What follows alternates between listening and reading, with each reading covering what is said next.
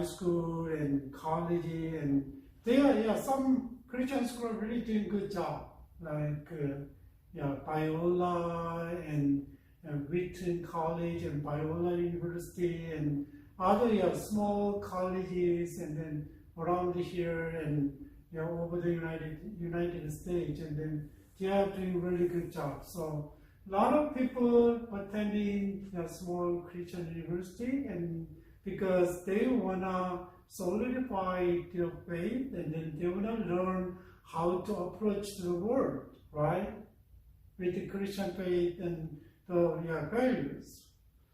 Yeah, that's why. So if you are really interested, and then this school is part of that one. So you can see how they conduct, and you can see what they teach, and you can see a lot of different aspects of education. Maybe some of them, you cannot see some of them that you really intended in this program, but some is really obvious, explicit, right? And then you can see them. So maybe you can apply. This one is design the curriculums, and then your own ministry and your own kind of organization or church or whatever, and then you can do it, and then you can get some idea or insight for kind of your children's education at homes. So I don't know, you guys. I hope that this class is really helpful for your ministry and for Christian education that you are already has involved in, right? And so from today, we're gonna tackle it in the more practical part, and like from the how can we design the class program and class and education, it means that, and how can we teach children at home like this? What about today most likely we are focused on the children's ministry, Sunday school ministry, and then maybe I'm not going to much mention about the youth and college, youth and high, and then maybe next week we could maybe talk about adult education. And I would first of all, we should remember the basic kind of premises in Christian education. And the Christian education is not just delivering knowledge and skills, right? And that's the basic. So we try to deliver the basic knowledges and skills in the perspective of a Christianity. It's not same as secular education. So we have our own worldview, right?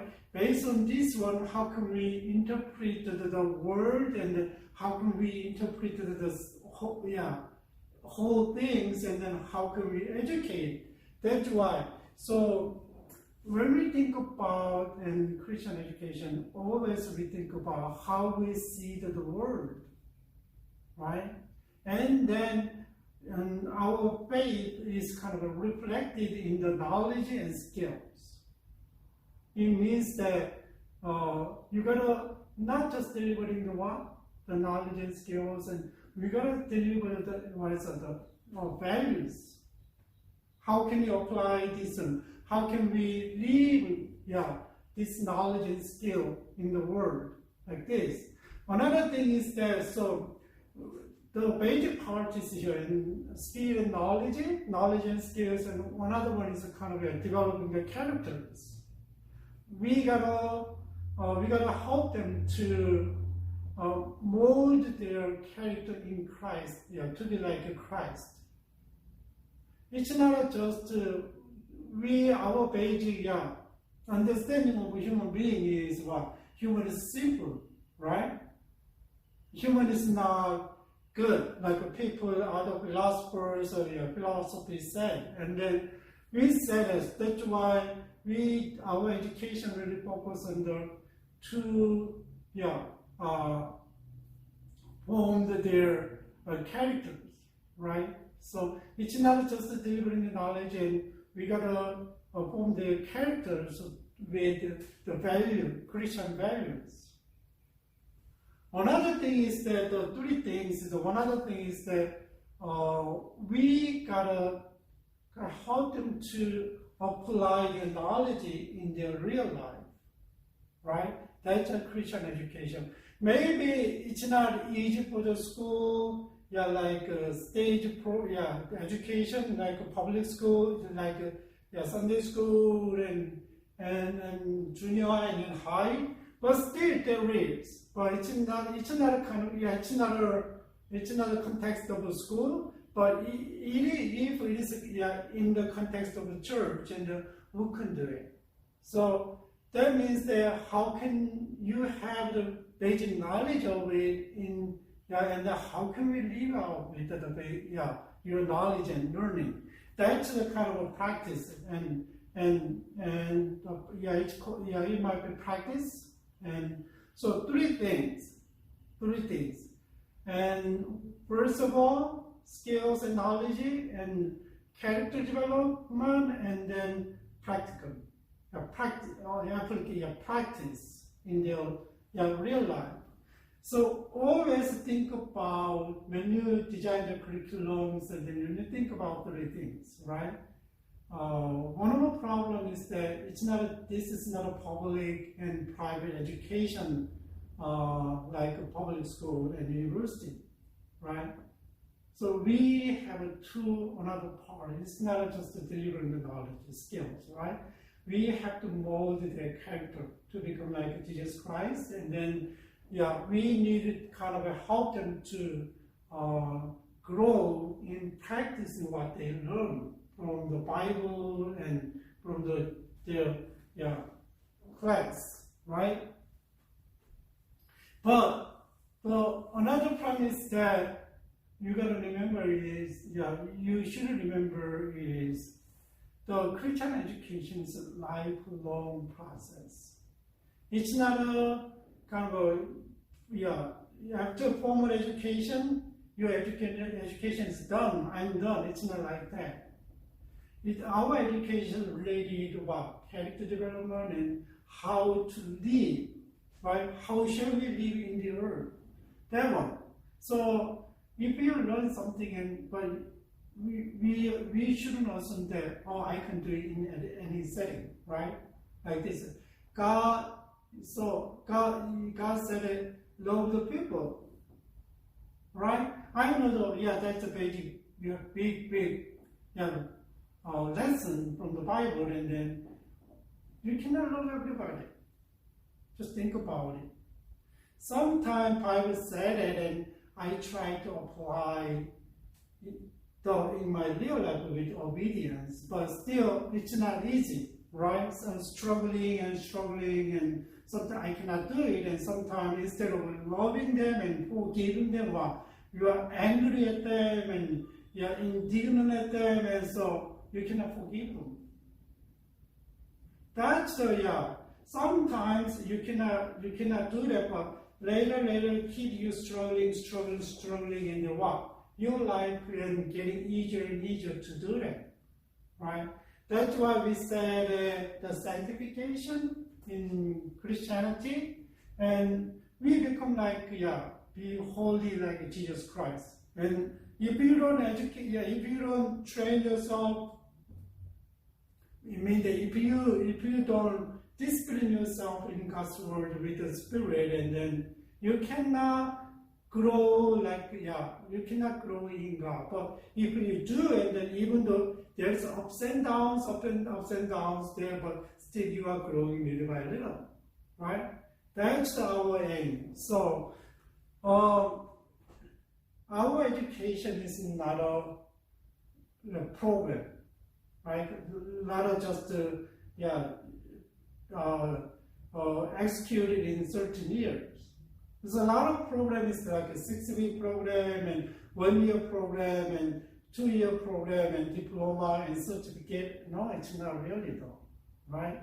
I already told you. And then if you want to become a doctor and 4-year college, after college you gotta accepted by the school. Well, schools have a program, medicine program, right?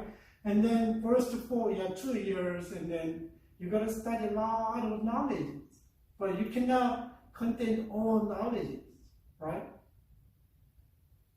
And then after 2 years studying, and then you jumped in the kind of the internship, right? You gotta go to the practical setting and learn little by little, but still you don't know. And then after that, they and apply for residency, and then 3 years to up to 5 years, and they gotta learn about basic thing. And when they come to hospital, a lot of people they don't know what to do.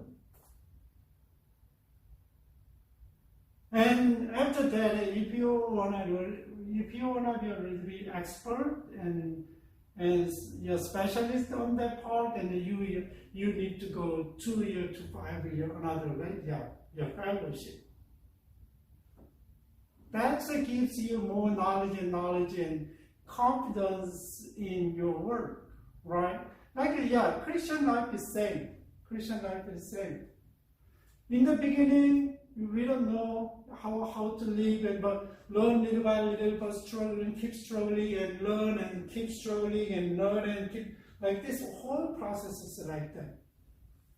But if we don't discipline ourselves, educate ourselves by ourselves, and if we don't get kind of if we are not taught by the Bible from any opportunities, and then our education is stopped, you are not going to grow, right? You are not going to grow. But if you go to church and there's a lot of there are a lot of opportunities, worships, Bible studies, fellowship, and sometimes you can sit down and listen to the lectures, and sometimes you can observe the people, how they live, and then you can learn from them, right? So let's think about the practical part of education.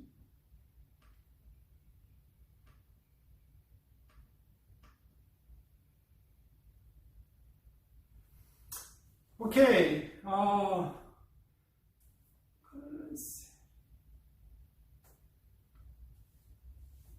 Before we just think about curriculum,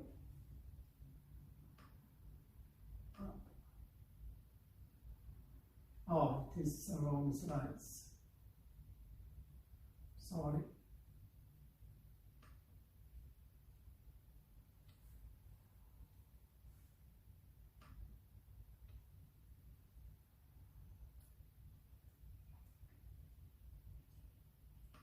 So before we start to discuss about curriculum and what is a curriculum, there is the definition is even though we don't say, oh, you don't know the curriculum, so just think about what we're gonna learn in first year, second year, third year, and what is the requirement, what is the selective, and what is the all kind of stuff here, what you need to do, what you need not to do, right? There's a whole package, though. Program is a kind of curriculum, right? So when you think about curriculum, it's it can define as like this, the totality of student experience that occurs in the education process.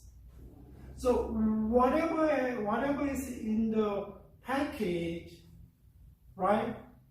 That's a curriculum. So student listen and student kind of learn and student talk about and discuss, and then they have learning experience in the curriculums, right? That is that is a curriculum. Define the Willis, Dom, and another one is this one. So it refers specifically to a planned sequence of instruction, or to a view of student experience in terms of the educators or school instructional goal. So there is a goal, and you can take your first week, second week, and then they can set up the foundation class, and then little bit different classes. They made kind of make a different level of class, and you have to follow the sequence of the class. And then if you're engineering at university, there is a lot of prerequisites there. And humanity, in humanity, not that much prerequisite, but and if you go to engineering school and then study engineering, and then you gotta, if you wanna take this class, and you gotta finish the basic math 1, math 2, otherwise calculus like this. And then if you don't fulfill this class, and then you cannot go next step. Like this. There is a sequentially designed, and then whole content is there, and then try to deliver the knowledge and skills and education experience through the curriculum. Another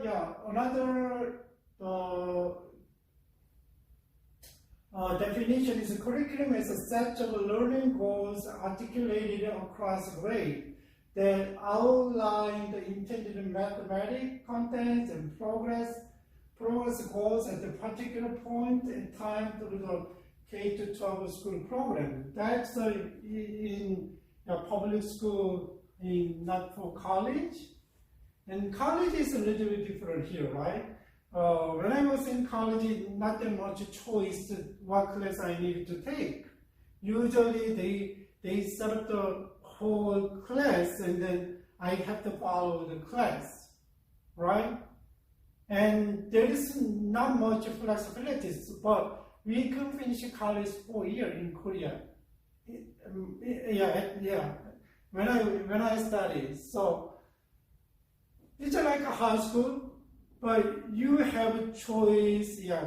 Requirements already set, like high schools, and already time is assigned, but only few classes for elective, and you can choose some class. And that, but here, it's up to you. Like if you start engineering and science, and there is kind of, there is a prerequisite, right? Before you take this class, you gotta take this one. They have to follow the sequences, right? And otherwise, and then you can, maybe if you study humanity like English and other classes, and then there's a lot of flexibility though. You don't have to take this class first, you don't have to take this class first. And first year and second year, a lot of college students takes what? Take what? The general education, a lot of different area, right? And so basic science, and then philosophy, and there is assigned general education subject.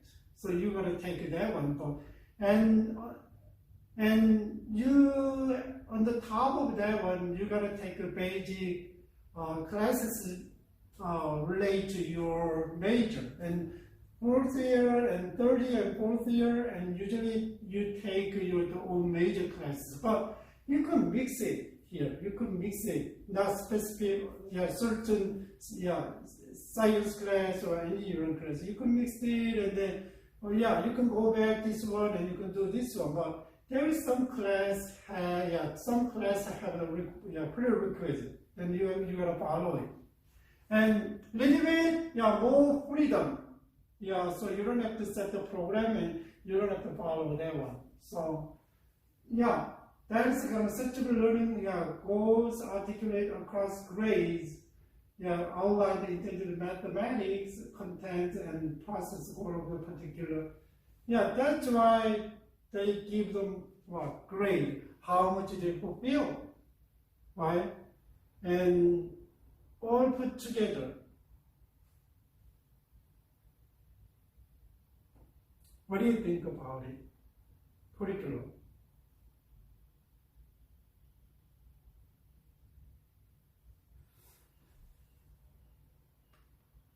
Okay, and then before we go jumping in the curriculum designs, and you guys think about kind of a scratch from the bottom, and then start from the scratch, and then you got to think about some questions.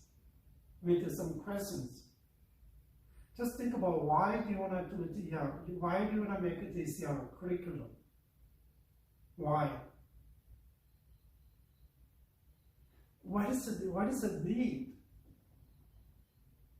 Who needed these topics and this curriculum? Who's gonna be in the class? Who's gonna teach the class? What about the context of this curriculum? So when I take the class from my graduate school, in my graduate school, we always think about context first. Maybe I can show later, and then why do you want to do, and why you are thinking about this topic, and you want to design the class. And I did kind of a strategic mission class, and I designed about with 12 weeks classes, and then and that was a pretty interesting journey. And and what is your experience, right? And you gotta understand who are in the classroom. Who will be in the classroom, right? Who will teach the class, and what subject, what content should be taught, right? And think about it, and where. Maybe school setting is easier, but think about it when you design the program, and then you can teach class at church. Always you wanna teach a classroom at the church, same class and same room, and you wanna teach that way. Well, you can have a little bit flexible way. Sometimes, just think about it. Sometimes you can give them some principles, and then another part of the work, and then you can give them some assignment, and then you can take them out to do something like a little bit different. What content, where you're gonna teach, right?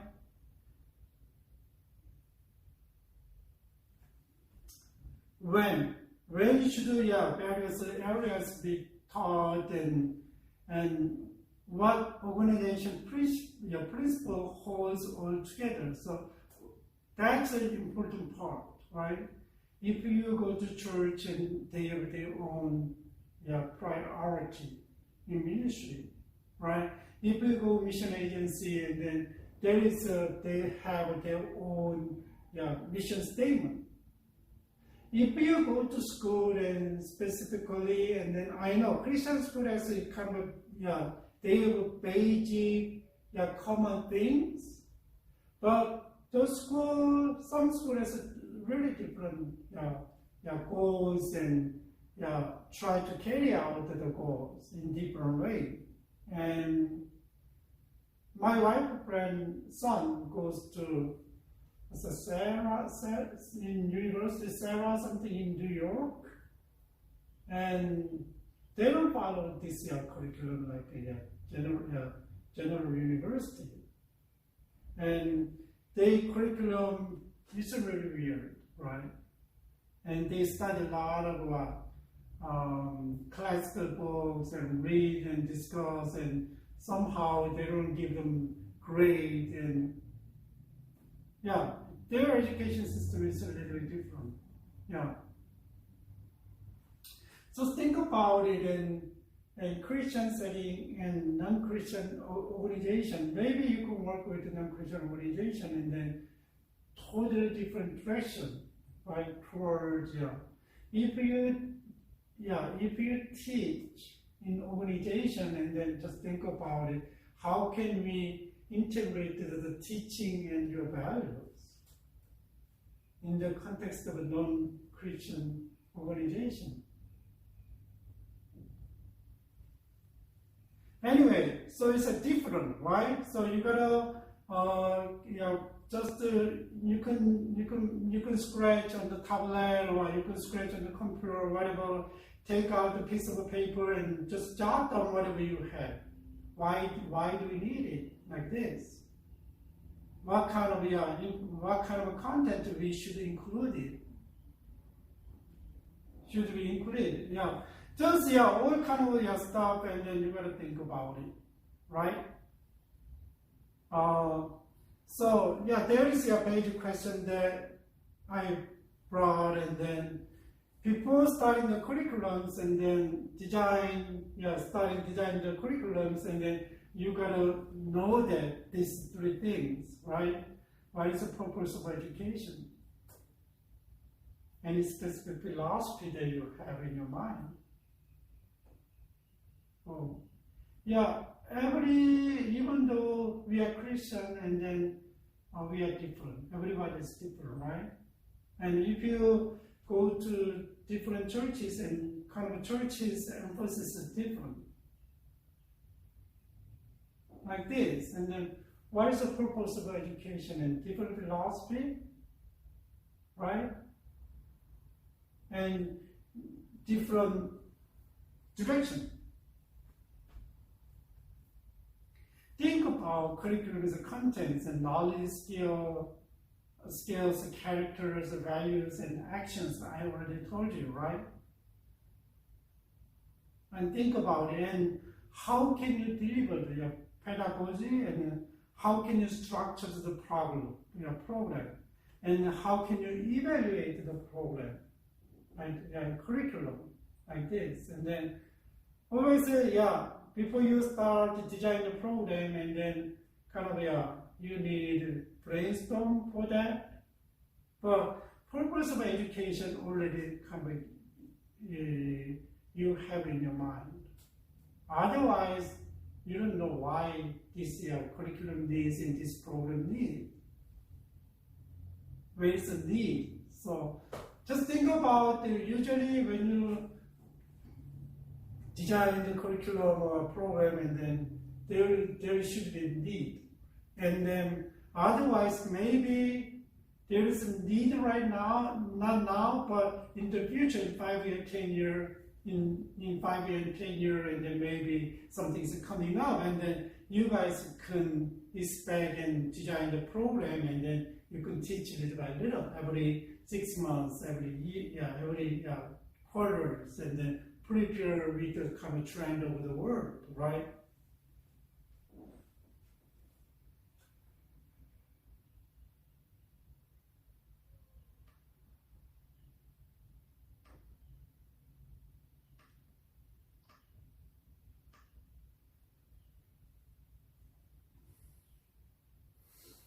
Yeah, it's kind of a diagram. I got it, and it's almost I explained to you guys, and how can we fulfill Christian education? So there is, when you think about Christian education, and then there's a curriculum is there. Curriculum should be integrated with what? Faith and learning and classroom. You can do classroom like not a school setting, at church, and small group and large group, whatever. There's a classroom here, and you can deliver the basic knowledge of the Bible, basic things. So you can kind of nurture their faith. What about the community part, and public and communal, and then you can help them engage in community activity, and engage in community to show what you believe, like this. That is basic information. So curriculum supposed to be always delivered what? Based on the Christian worldview. Christian worldview. Without Christian worldview, maybe we can get some information from the other disciplinary or other subject. And so our basic worldview is we already learned that and God created the universe. It's not evolved by small like amoeba like this, but God created the world from nothing, right? With this world, and then maybe it's hard to understand, but God created, and then after that, but God and human being has kind of covenant to keep it, but human being and broke the covenant, and then the relationship is separated, and that's what we call the fall. Human society turned a totally different way than God designed. And redemption, and how we reconcile the relationship again. And God planned a long time since the fall, and then the way is to send Jesus Christ to the world and make him to be a kind of sacrificial for forgiving, to reconcile the relationship. That's redemption, right? And then Jesus Christ, redemption, and then later on, the world is completely new world when Jesus Christ is coming back. There's a consummation. That one is not about basic ideas.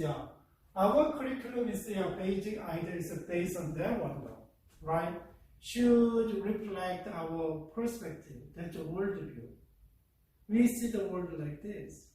I know people are really fighting each other without forgiving, even though among the Christians and non-Christians, right? But why? What happened?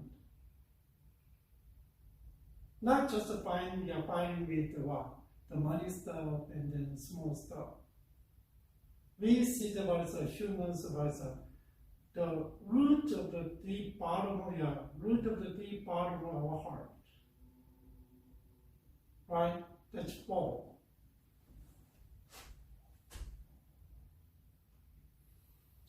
And how can we help them to enhance their faith?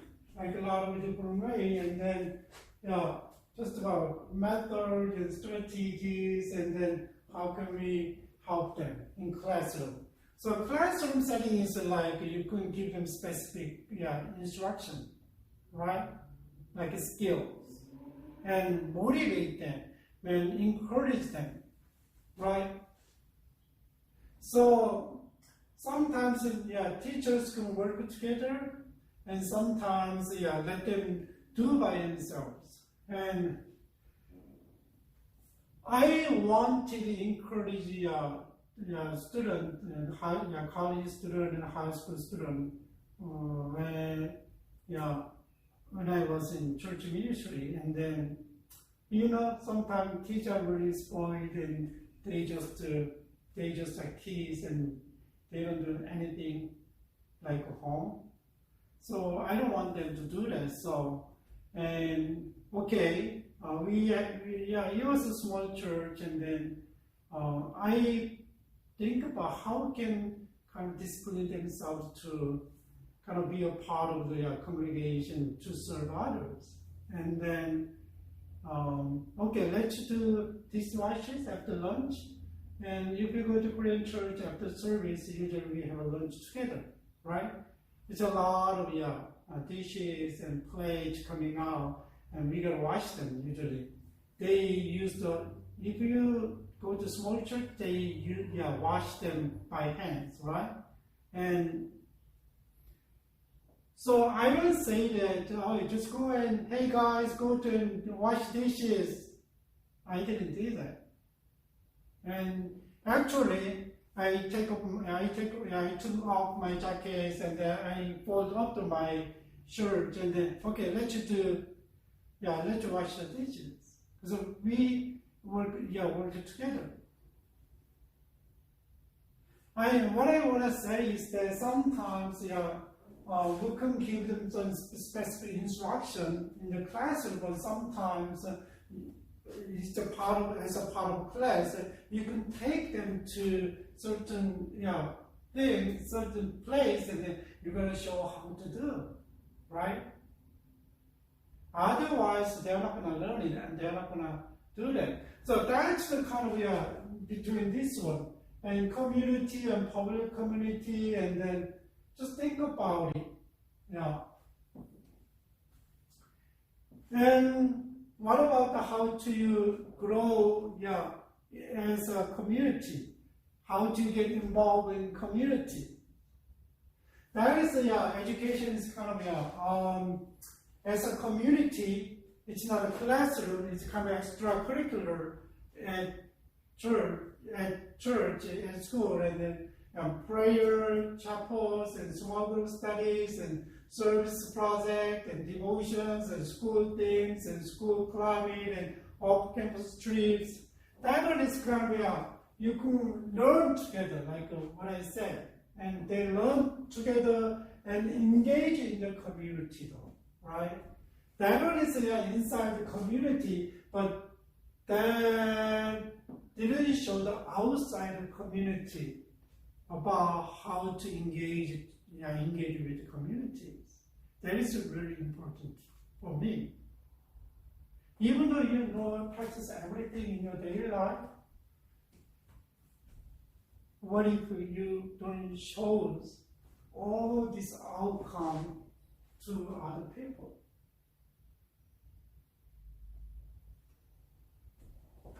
That's a mental activity. Faith is not mental activity, right? Faith is not knowledge. Faith is life. Faith is life. You really believe it, you better live. Live out with what you believe. That's real faith.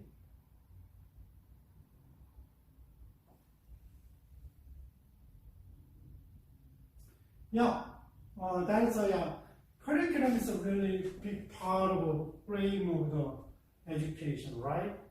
And then specific classroom setting and extra classroom setting. You can keep that in mind. What about when you design curriculums? Just think about it's not all the time like a classroom like what we teach. I believe that if you really want to do Christian education and think about explicit curriculum and implicit curriculum and non-curriculum and extracurriculum experience, you got to put all together in curriculum design. It's not just one explicit one. Even though sometimes, just think about the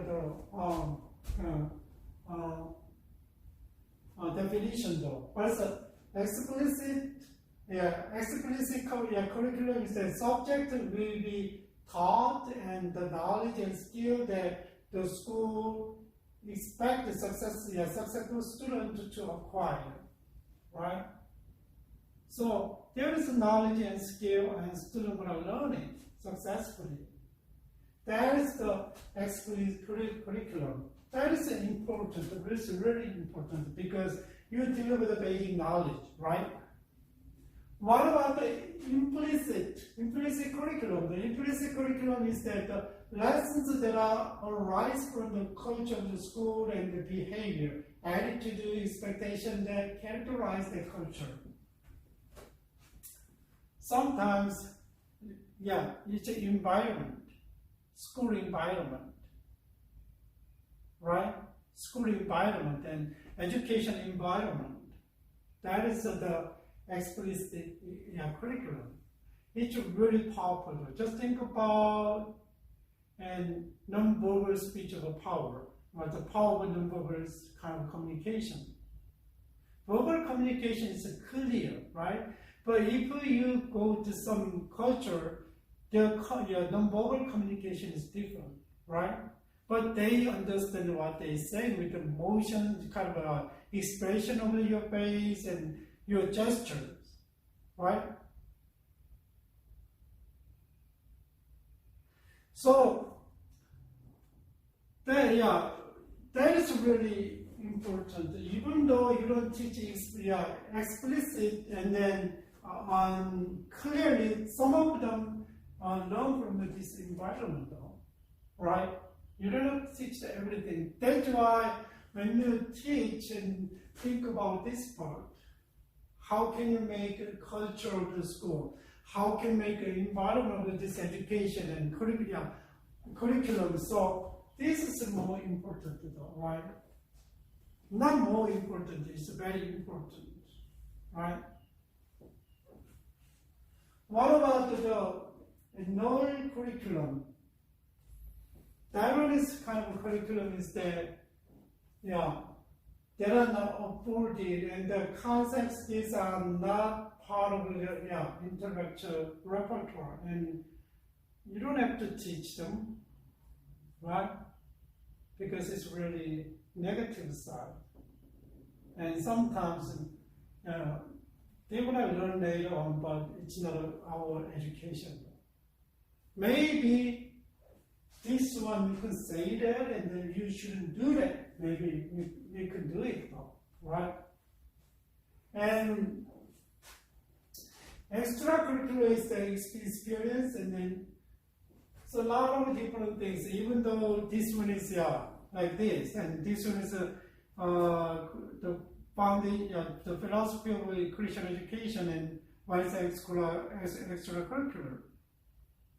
So we cannot do a lot of things in the classroom because of the COVID, and then maybe extracurricular is there, maybe assignment, and then you can do it, and maybe we can go to some place and you can see, and then sometime we can do research about what curriculum is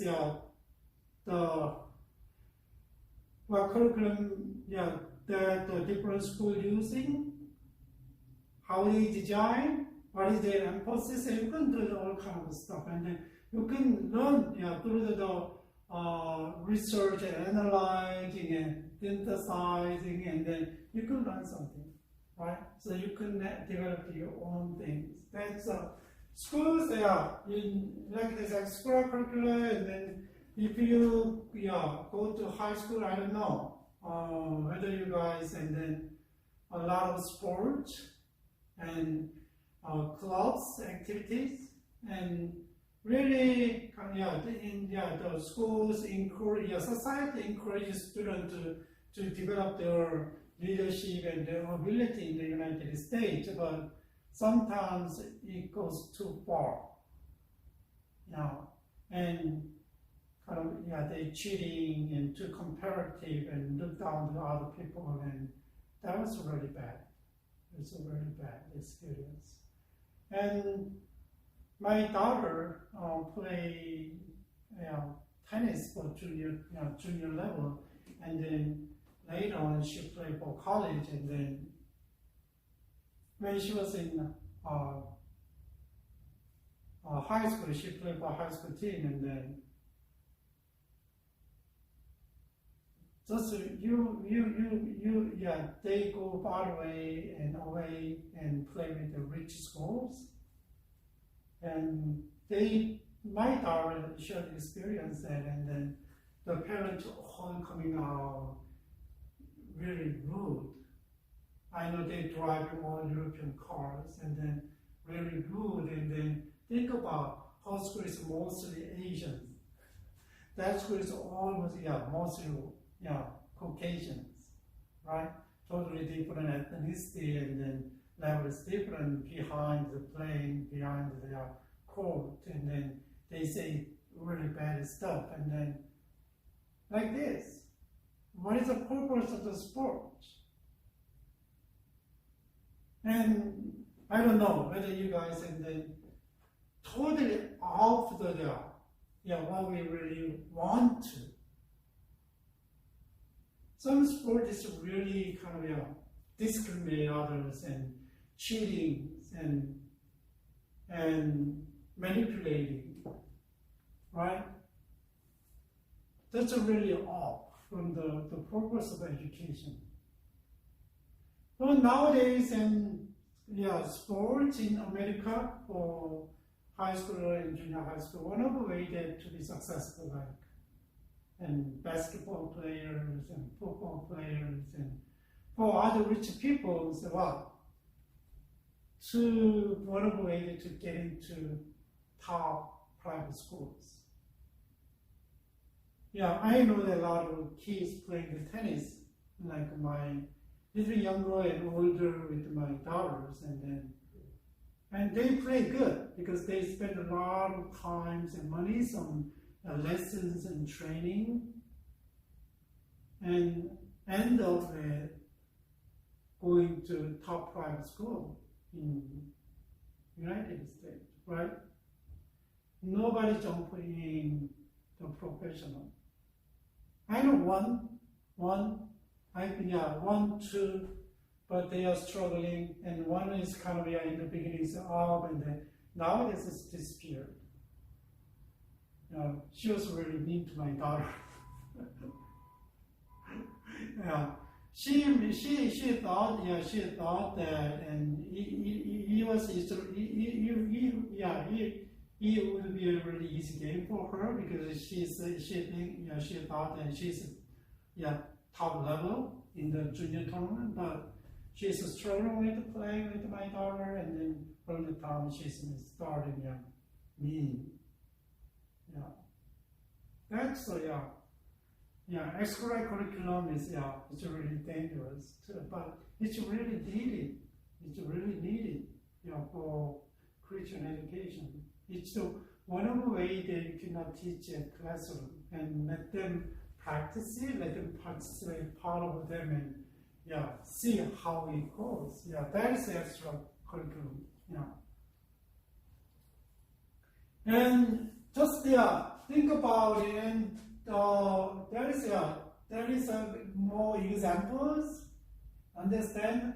There is explicit curriculum is like this. Columbus, example of Columbus. Columbus was a strong, brave, explorer that opened the door for European colonization of the Americas. That is a really positive fact that we know, right? We said it. We give him a lot of credit. That's true that he found the America, right? That's based on the truth. Strong and brave. We can give them credit. That's the explicit curriculum. What about the hidden curriculum? Europeans are more advanced and sophisticated than the indigenous people of Americas. The Europeans have what? The ships to voyage, right? And they are really developed their industries and curious about other, and they want to get the different things, and they want to get their resources from. Like this, kind of implicit curriculum, and then you don't have to see, you just, that's a fact, but behind that one, and that's why a lot of, I know when you go back to history and then science, all kind of stuff, and just think about, in terms of history, Asia is more advanced, earlier done that and advanced in history, but nowadays, a lot of things are developed by the Europeans, right?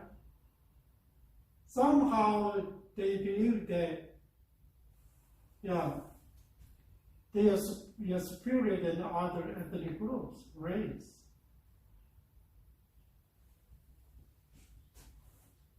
this one is kind of influence a lot, and then sometimes they believe. What about the curriculums? Columbus finally exploited and dominated indigenous people of America. They do not say that how bad he did to the indigenous people. They don't have to teach this part. Just when you take the history class and then always try to teach the good things, not the bad things, right? That's a no curriculum. And then look at this, which was part of the larger European mindset that allowed for genocide, enslavement, assimilation, and colonization in contemporary setting. The global, just think about how bad kill the people, right? And caught the people and make them slavery.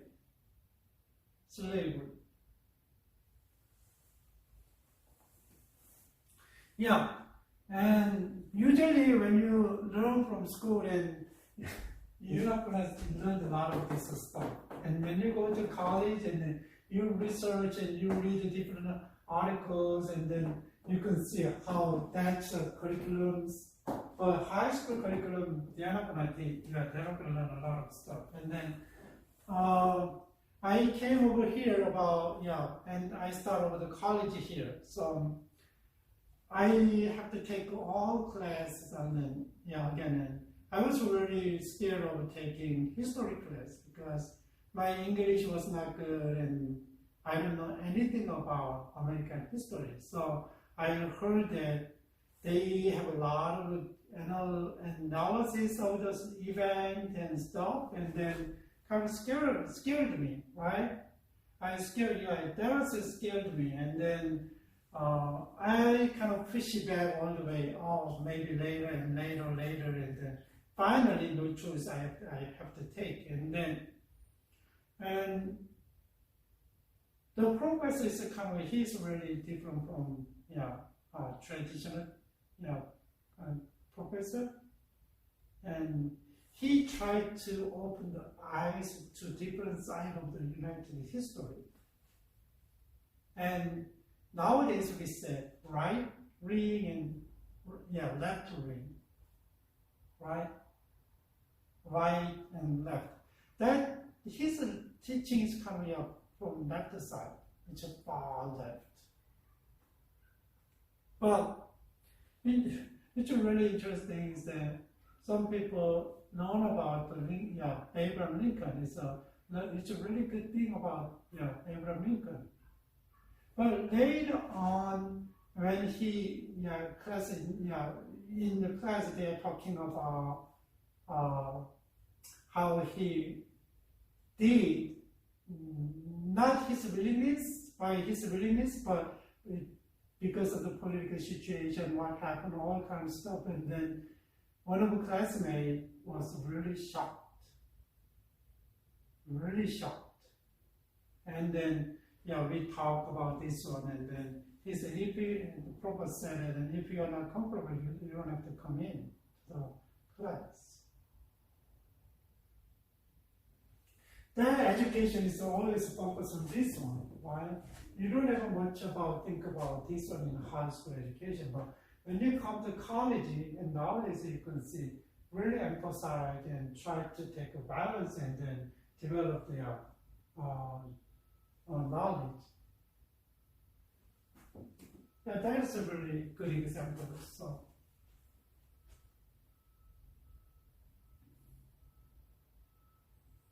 Okay, so when you design class, and then just think about three things, whole things, right?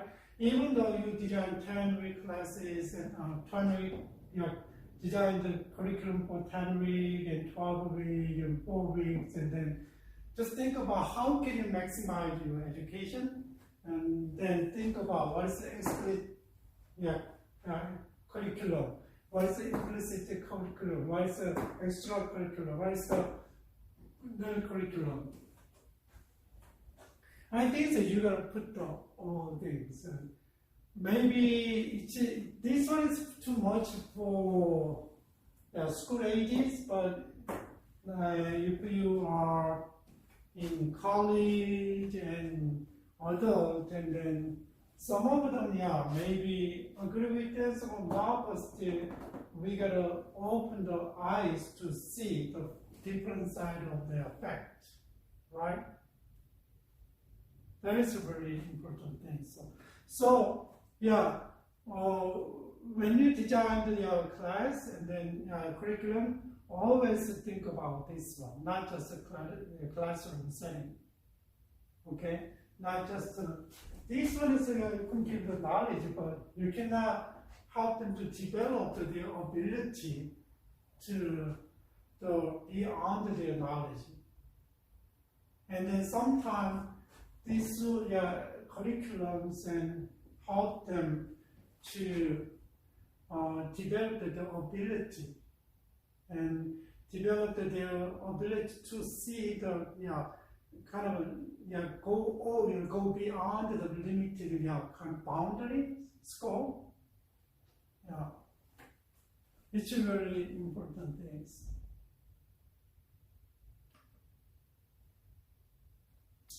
How can you develop the curriculums? How can?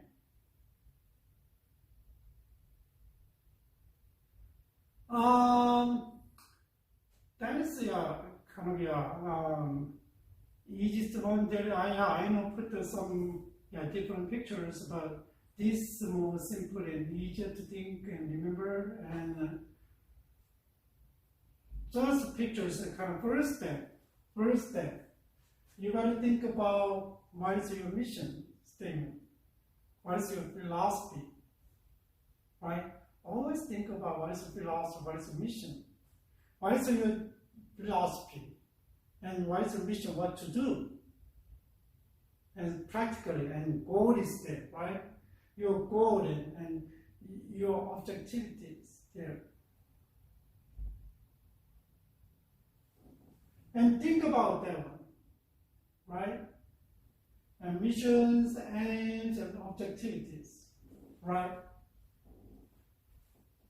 And when you design in that one, and then that's good. And then next step, you can think about what skills, what knowledge you're gonna put in to fulfill these your missions, objectives, and goals, right? And then you gotta and kind of out, and then you can see and which one is specifically and go in, and then kind of use the metrics.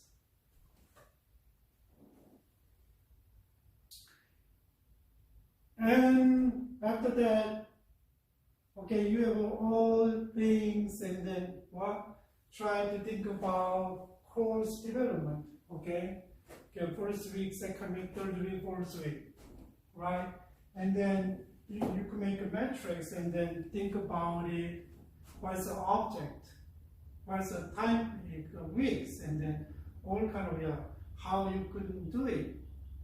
There's a lot of different, we can talk about later, and then actually you can develop, and then course develop, and then which kind of orders there, and how can we deliver, and then always kind of making this one. After that, and you need to have a kind of how you evaluate your course by student, by teachers. That is a kind of a basic, and then you can next year you can kind of add same philosophy and same thing, and then maybe you can add this one and a little bit change this one to better educate people. Got it? So I know when I was in college, and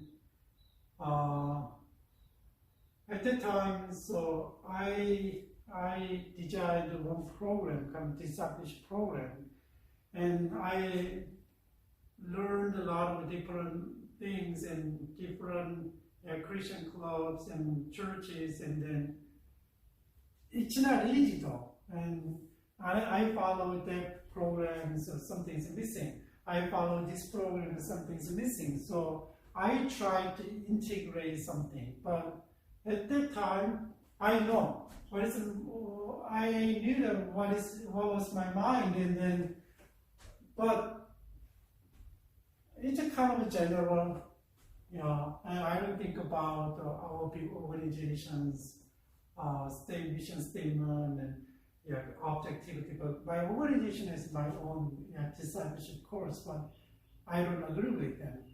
Basic is the same, but when you help them to grow and little more and more, and then my thinking is really different. So if they want, and they can go to and follow the discipleship in with the organization, but if they stay at school, and then we can follow our own things. That was kind of a different thing. Then I'll give them a lot of different aspects of discipleship. So some of them, and they go with the organization at the same time with the school. So that one is but I didn't have time. I don't think about this one part. This part, always think about this part and develop this one, and like stage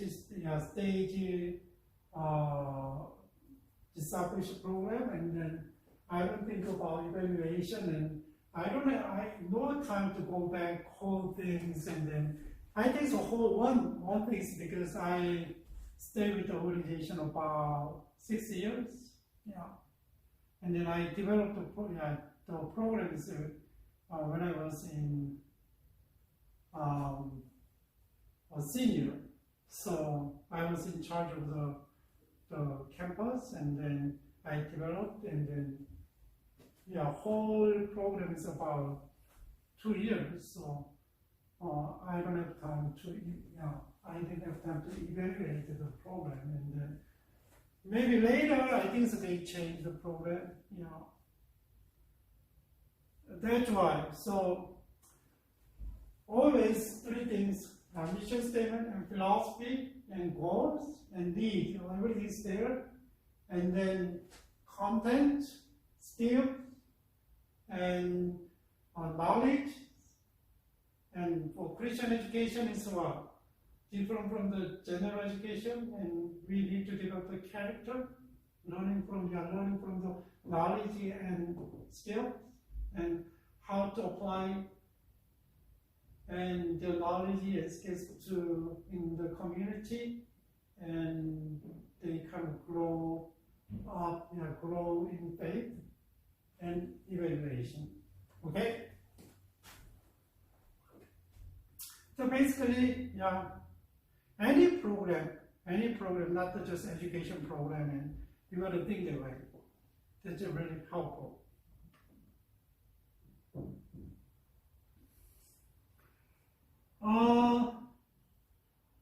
When I took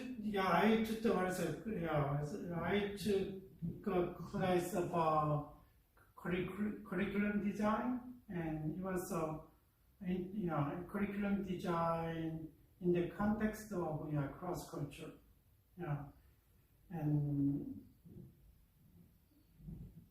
I learned that one is a little bit different, but how to approach it, and I learned as a backward design, understanding by design, and backward design, and a little bit different from the people, and I know people they see the need, right? And then start off then, and they think about the whole things, and then we can do this one, we can do this one, and then after that, what's the result? We are expecting result is all the way back, right? The last part, and evaluation. But backward design is a different one. Faculty design is from start from what we are expecting, the desired result. Because always, there is context is there, right? Why I needed to develop this program, right? Why? There's always why is there, and there is need is there. So first of all, think about what are you expecting from this program? What result we are expecting from this program? That is a starting point. And just think about result, and just think, when you guys are sitting here, and then maybe I know what you need from the class and for the class, and then if I make something, and then if I don't know you, and it's hard to design a program, but if I know your situation, knowing what you want, and then it's coming out, and then okay, what is the result that I desire? That's the first one. The result is supposed to be what?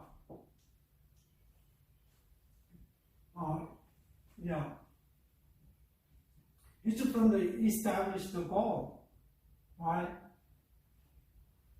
So think about what relevant goals is: content standard, course or program object, and the learning object that we design this design address, right?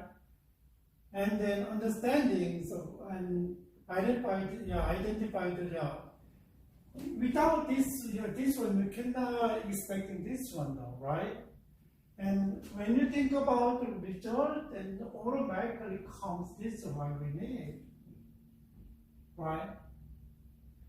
And then understand what are the big idea and what specific understanding about them are desired, and what understanding are predictable.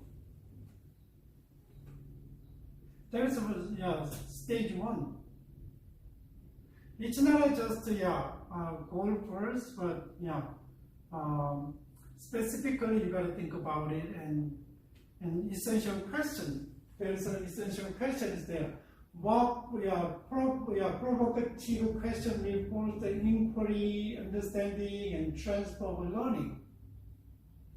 And then, student will know what key knowledge and skills the student acquire as a result of this unit.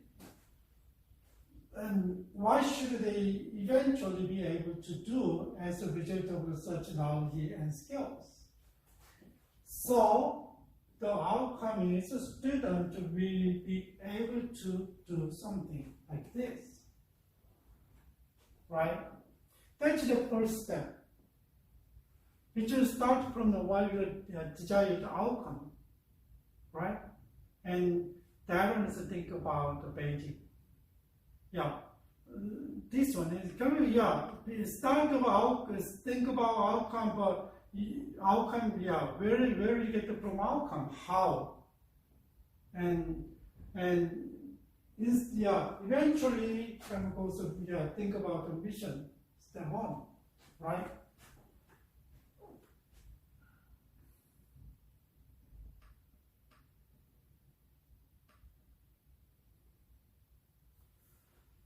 And second step is determine the acceptable evidence.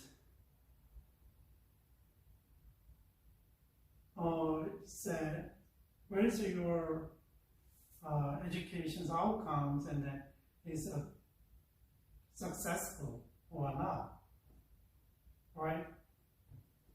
So, okay, there's desired outcome, and there's evidence here. Maybe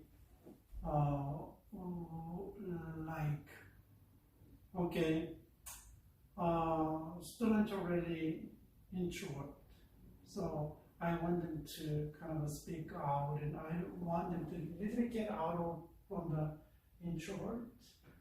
This, and then, okay, what's a kind of a acceptable evidence? And I tried something, and then a lot of different way, and then evidence is a student kind of teacher's question, and a student and answer the question. And sometimes a student who are introvert and raise and question like this. That is acceptable evidence, right, for the outcome.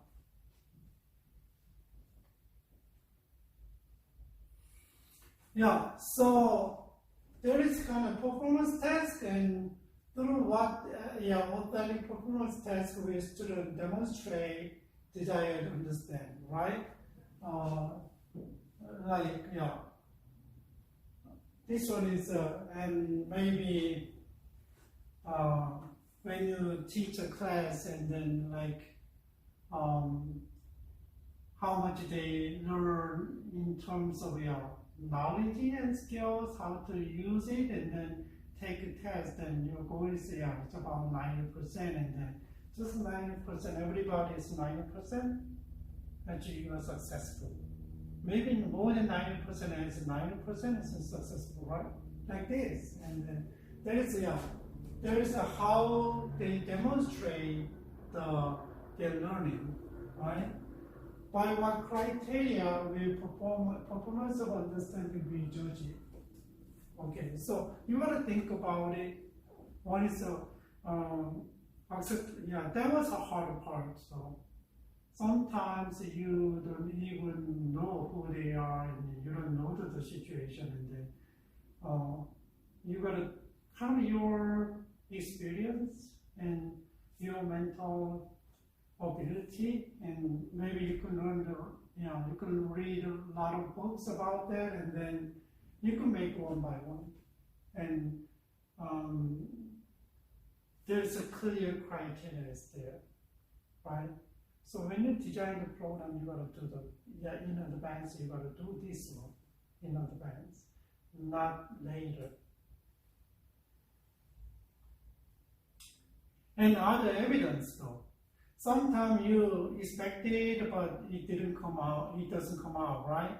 But sometimes you don't expect it, but it comes out. But the other evidence, and look at this, and through the what other evidence, quizzes, tests, academic prompt, observation, homework, it will be students demonstrate achieving of the desired test result, right?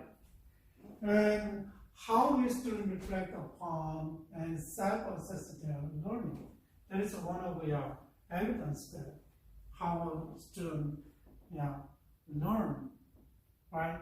So always think about what is the desired outcome first, and then what is the acceptable learning evidence. Okay, student learn this one in this way. Yeah, okay, student learn this way. Let's think about that one, okay? What about planning, plain learning experience and instruction?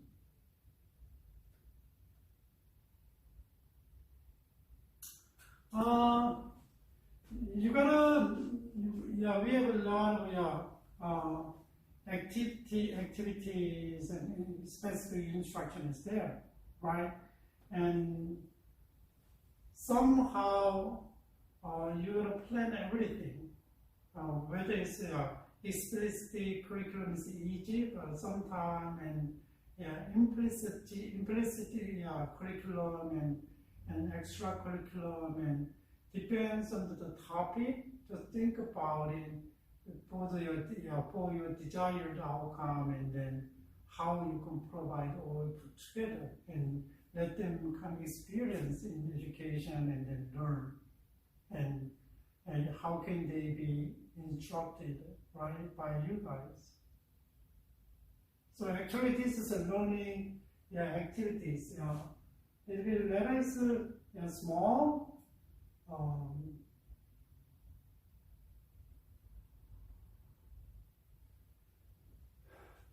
there is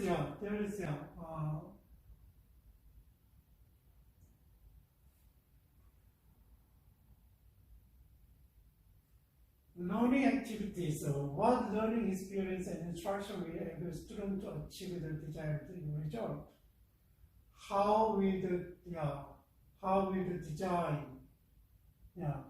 will just like this, and then they can make she made the Welch acronym.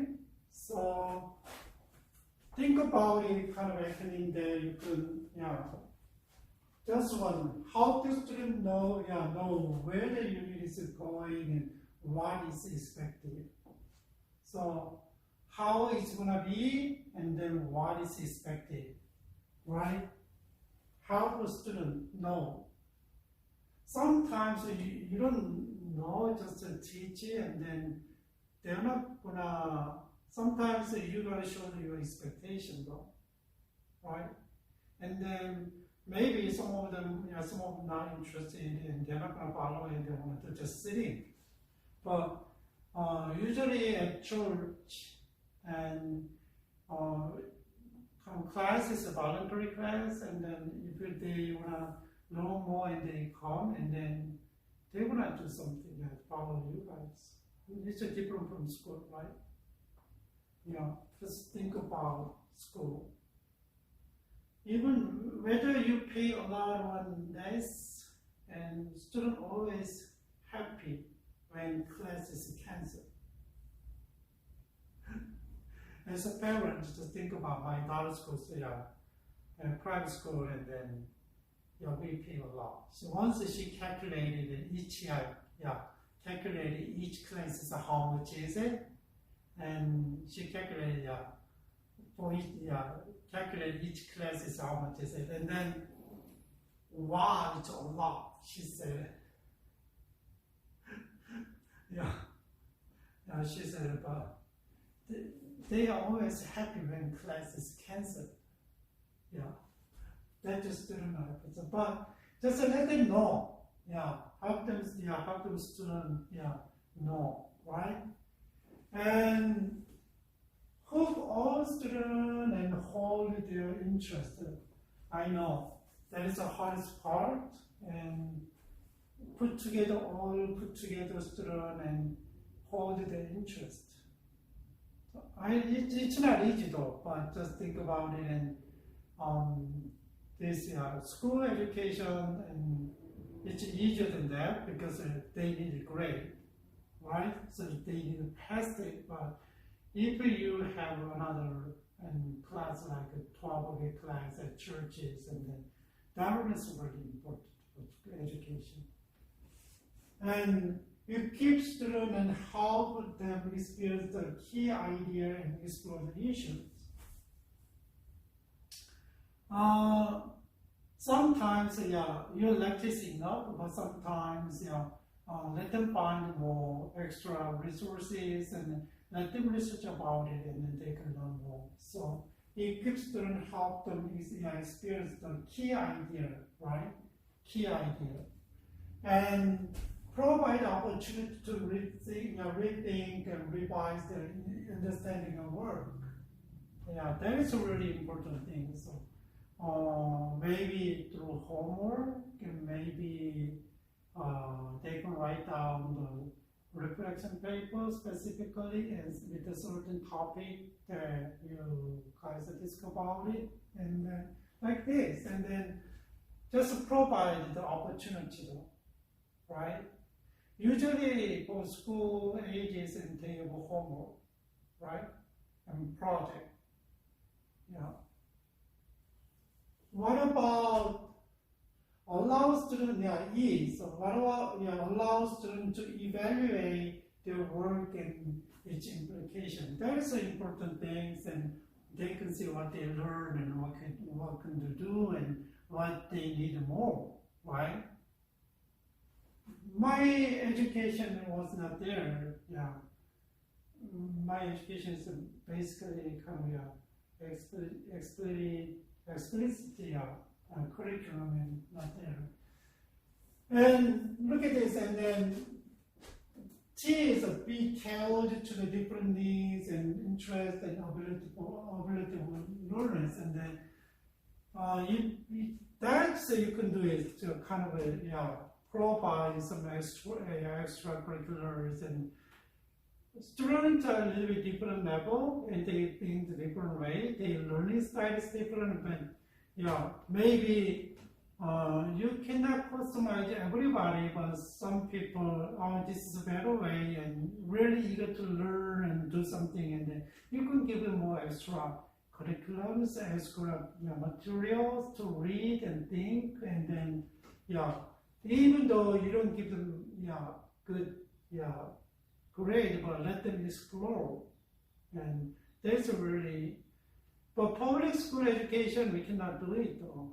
Everybody was kind of needed to at the same pages, and they try to make a different program, but sometimes it doesn't work, right? And because my experience from my kids, public school education, they don't go to private school, Christian school. They didn't go, and they went to public school. And we don't have a pleasant experience. A lot, it's a lot of struggles. And be organized to maximize the initial and sustained engagement as well as effective learning. So try to get in, try to let students involved in engage in their learning, right? When I go to Mexico, and he is it's a local church that I had been with them about 10 years, and last week I visited them, and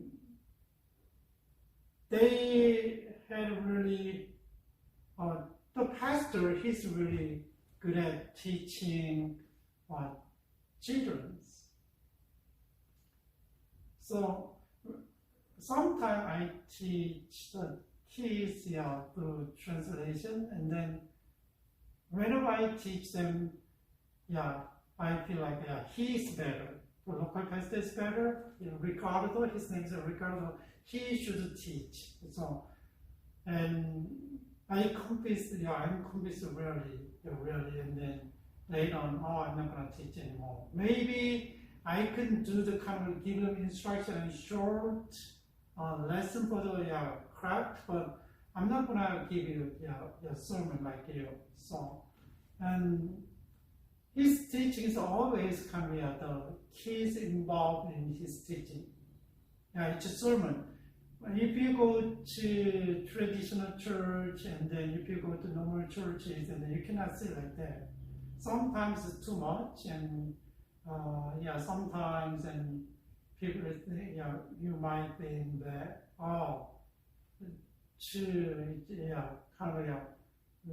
easy to lose attention, but still, he got the all student attention, and then, maintains his preaching very well. Just remember, that's why, and he suggested and where to is kind of acronyms, and try to use this one.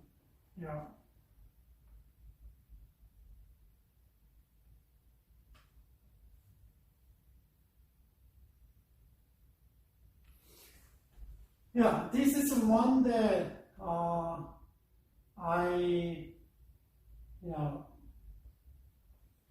pictured it, but I made a PowerPoint. So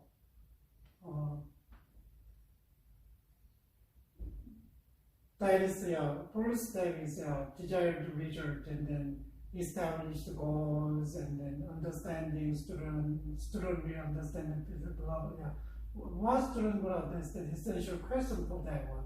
How can you provoke their students, and then student will know, and after that student can do something.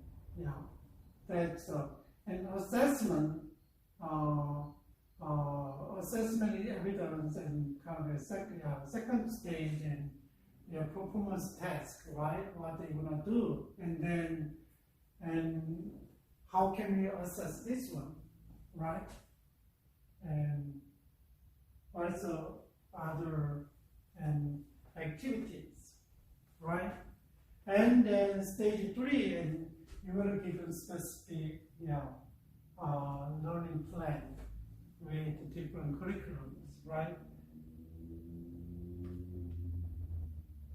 After that,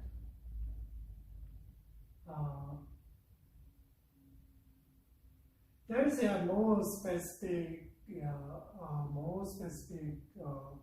things there, and then maybe,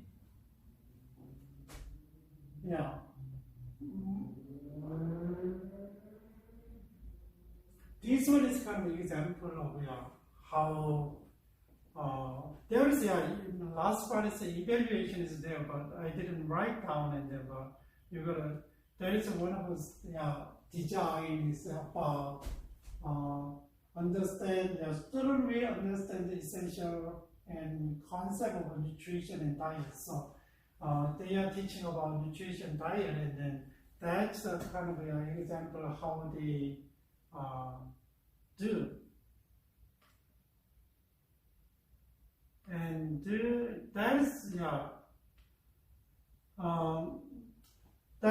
this one is last stage 4. It's we cannot say the 4, but evaluation. So you gotta think in advance and how could evaluate. Just stage 1, stage 2, stage 3, and then just think about it. What extent does the design focus on the big idea of the targeting content? What to extend the design focus on the big idea of the targeted content, right? Just think about it. And there is a lot of ideas here, and then targeted understanding injury based on the transfer big idea at the heart and discipline and individual.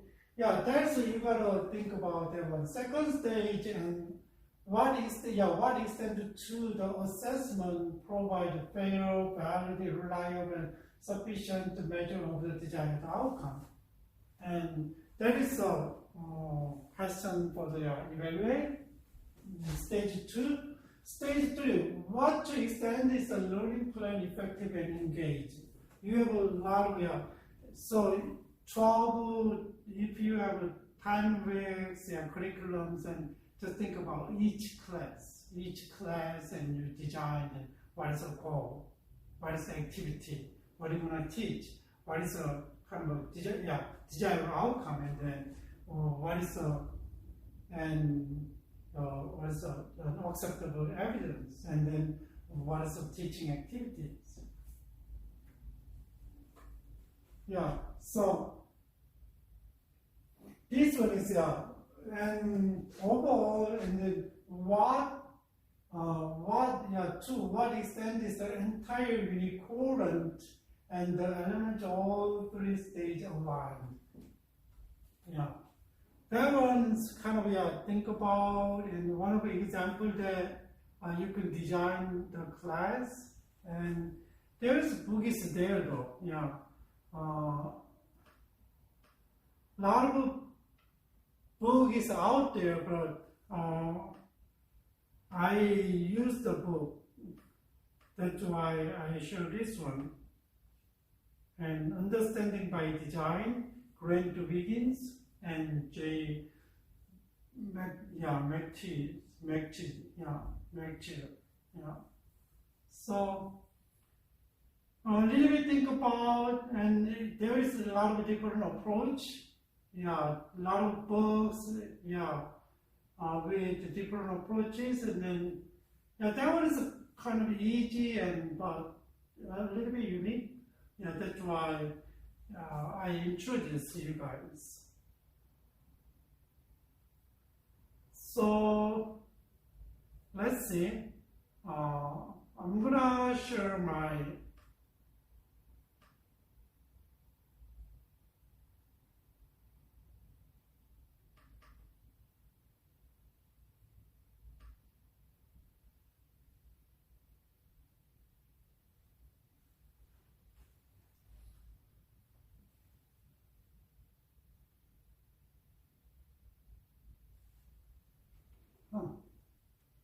Let's see about PowerPoint.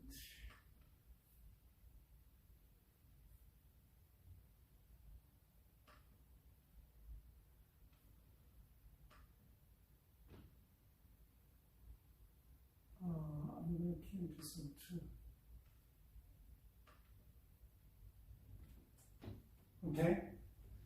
That one is my curriculums and design for strategic missions, and then I learned how to design the class in a cross-cultural context, and then I've been working with the mission agents, Korean mission agents, and then think about how can we provide strategic missions. And that's my observation and that's my context. So,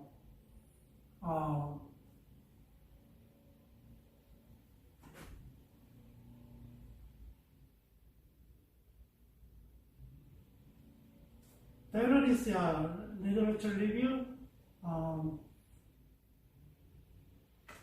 There is a gap. The first generation Korean American churches have passionately engaged in mission and developed to invest their time, financial resources to missions. However, they have participated in mission and created issues in direction of missions and accountability between the sending churches and missionary and effectiveness of mission due to the lack of the mission guideline.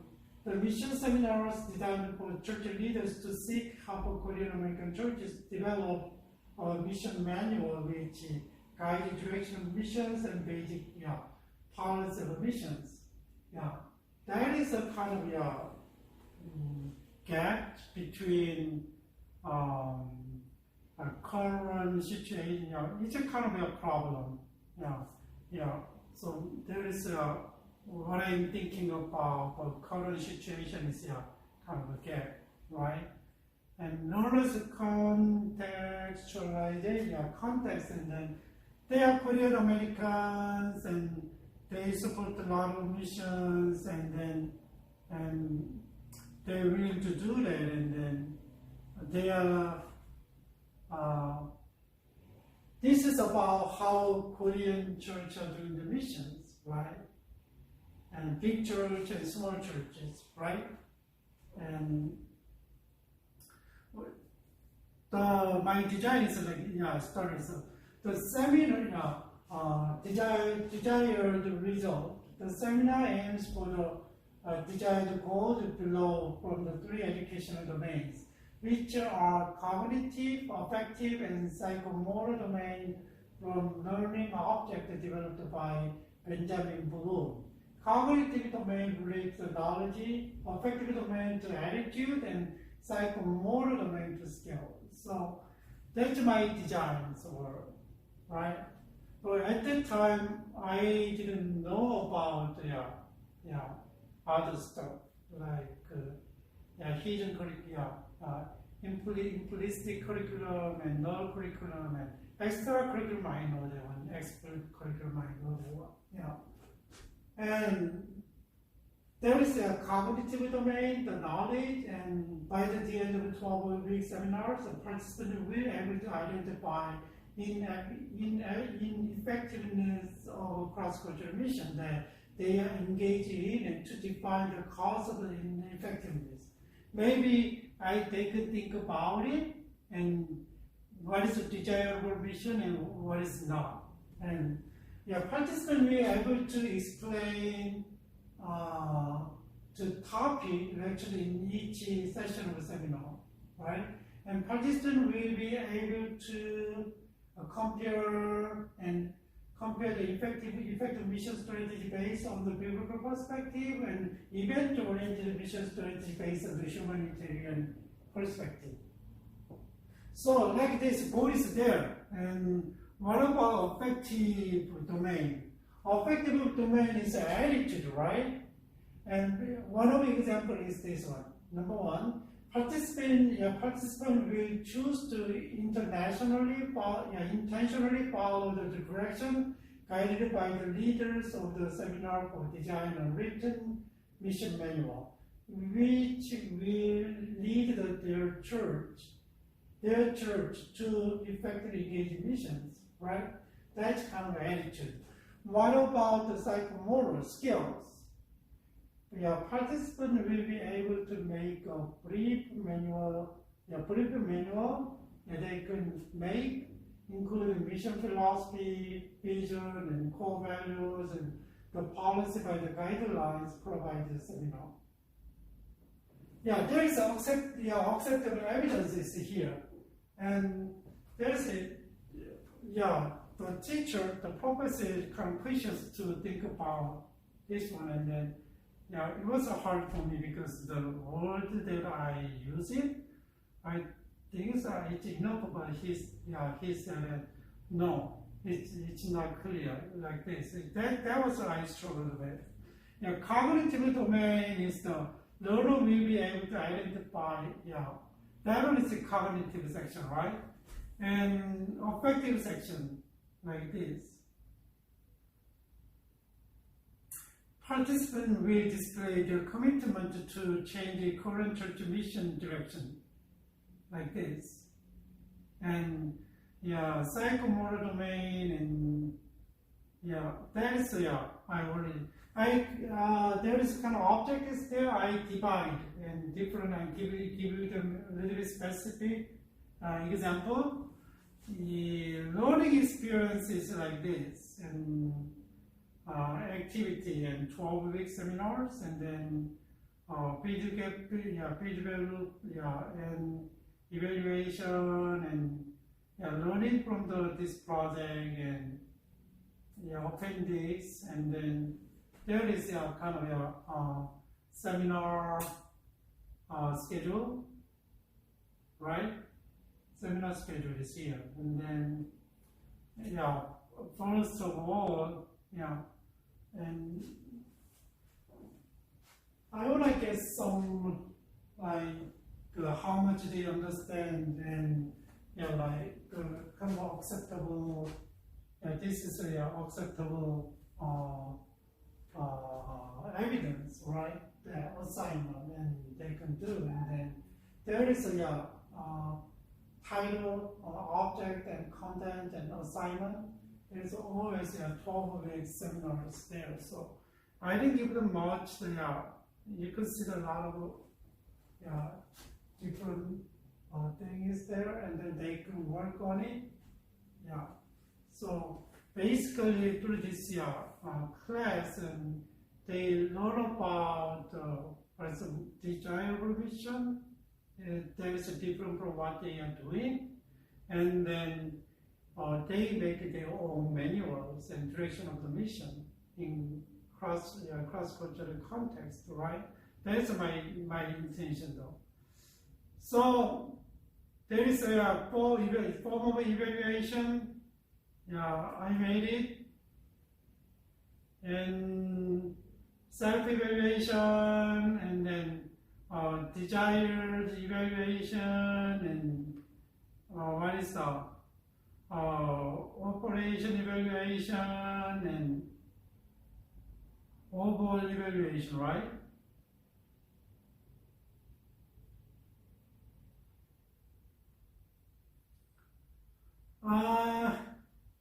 There is, I have to turn the specific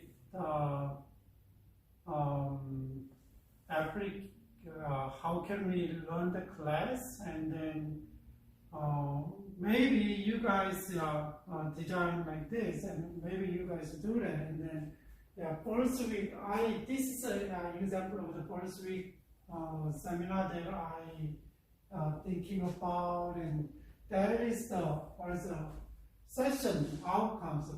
Participants will be able to understand the biblical perspective of mission in terms of the mission day from the book of Genesis to Revelation, and to evaluate the mission activities. Participants will be convinced to redesign their mission grounded by biblical perspective. And participants will be able to demonstrate designing mission project based on the biblical perspective at the end of the seminar. there is a kind of outcome that expect what I expect, and then how can you learn the program?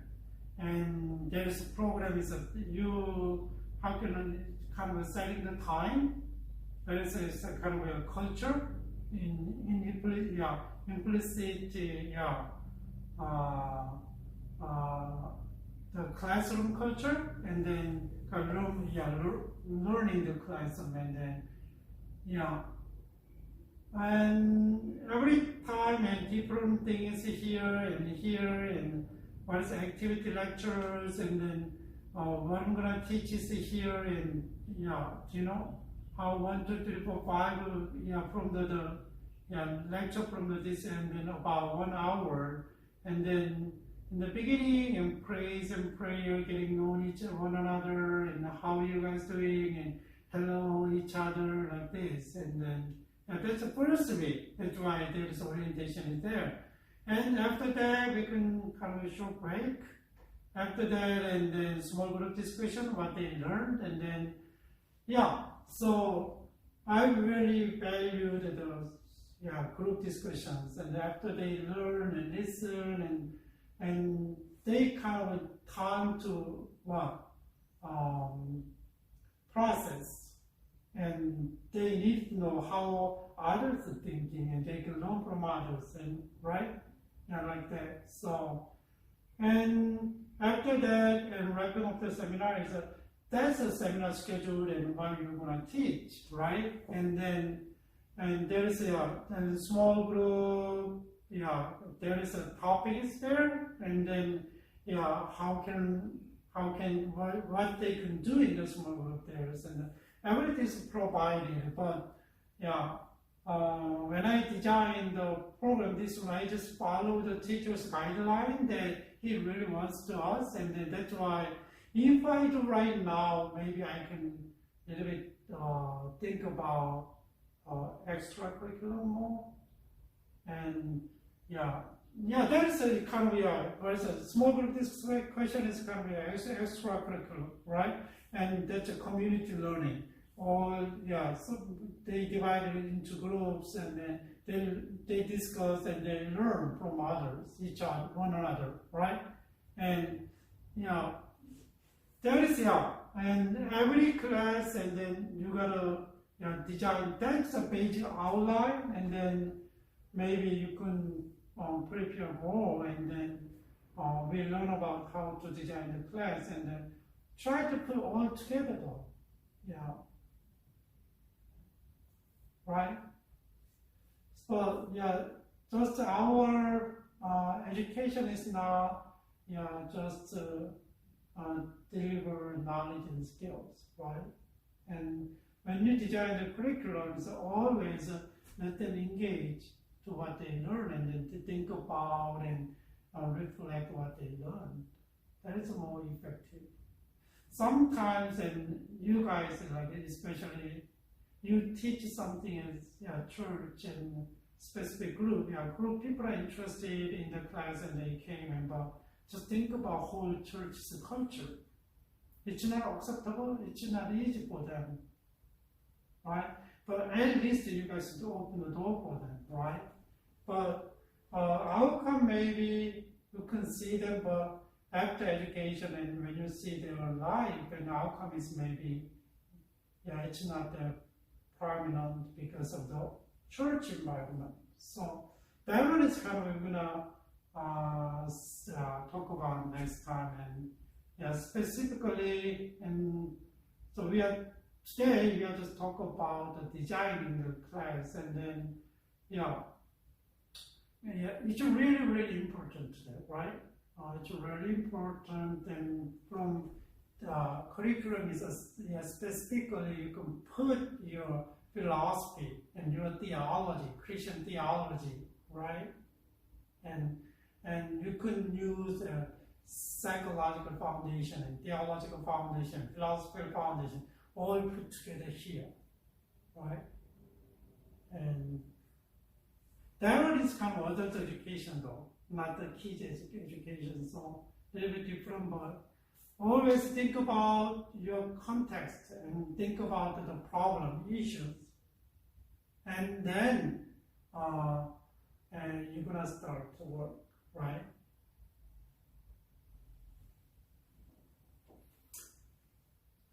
Any questions you guys have? All right, and I hope that you don't have any questions. Yeah, there is no always right, wrong design, but who can say that which one is effective and which one is less effective or more effective? Who can say that, right? So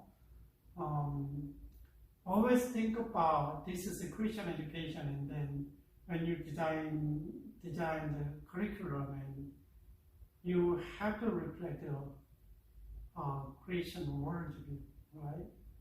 Worldview is really important. So my class design was already in Christian setting, but we engage in mission activities in a lot of different ways though. One is I was thinking about more sustainable mission. Yeah. So it means that we just think about we event-oriented missions, and we do something 1 day, 2 day, and missionary there, and maybe big event, and sometimes that's all. And times go 1 week and 2 weeks, times go by, and nothing left. That's all. Maybe they need in terms of a scale and seed, and then maybe they need it, but still. What about the sustainable? Mean that you do something and then let the indigenous people, native people take over your position and let them do and keep going and going in their way, not your way, right? Sometimes, culture is different, but their education is different, right? Level is different, so always we are thinking about where you are. And maybe I can share a little bit later, and then I taught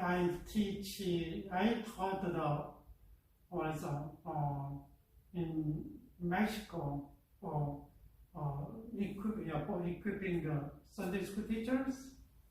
I never thought about their background. I never thought about what they need. And I just followed the missionary guidance, and I looked at a lot of resources and then found the best one from the Korean church. It didn't work. Design is totally failed because it's not. It's not considered about the learners. It was not considered about learners. Just think about, I grew up in the church, but I know what it's a Sunday school like. And when I was in high school, there is no teachers a lot, and then I was a teacher for Sunday school. And college, and I was a leader in small group and clubs. And just think about it. And my background is totally different. It's really natural. But when you go to Mexico, they have a Catholic background, and they never in Sunday school like ours, and teachers never observe what teachers doing in front, and they never learn. They never had any observation during the childhood. Yeah, it's a big gap is there. That's why I didn't I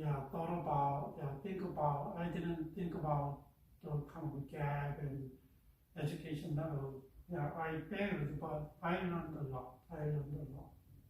So,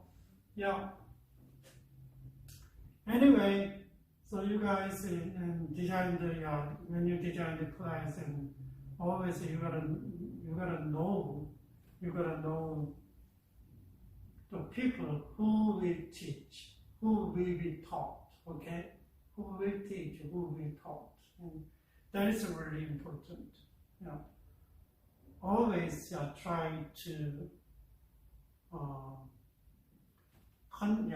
try to be relevant to the learners and In other words, try to contextualize to their cultures and to their level, right? That is a really important thing that I learned from their cross-cultural teaching in Mexico. Okay, you guys, and if you have any question, and just let me know. From this week, and then that's the basic idea about how to design curriculums and what you need to think about, and before you design the curriculum, and then why should include it, and then, right? And you can make it try, and you can try for your small group or for your church or whatever. And wherever is available, it is available for opportunity. And then,